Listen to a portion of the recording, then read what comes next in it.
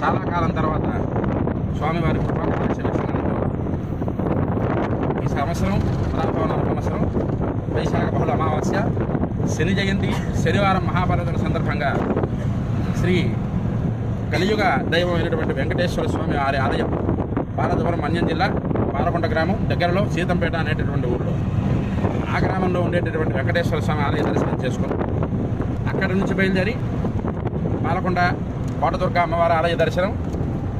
అక్కడే ఇంతవరకు మనం ఎన్నడూ చూడనటువంటి ఆలయం మరకత శివలింగం ప్రతిష్ఠించినటువంటి ఆలయం ఒకటి పాలకొండలోనే ఉన్నది. అది కూడా ఆలయ దర్శనం చేసుకుంటాం. తర్వాత బయలుదేరి హర్షవల్లి సూర్యనారాయణ స్వామి ఆరోగ్య ప్రదాత అయినటువంటి ఉషాభద్రి ఛాయా సంజ్ఞా సమేతంగా ఉండే సూర్యనారాయణ స్వామి వారి ఆలయ దర్శనం చేసుకుంటూ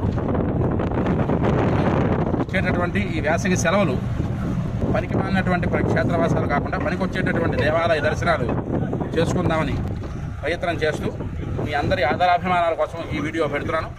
ఈ వీడియో ఎవరికైతే నచ్చుతుందో వారందరూ లైక్ చేయండి, షేర్ చేయండి, కామెంట్ చేయండి.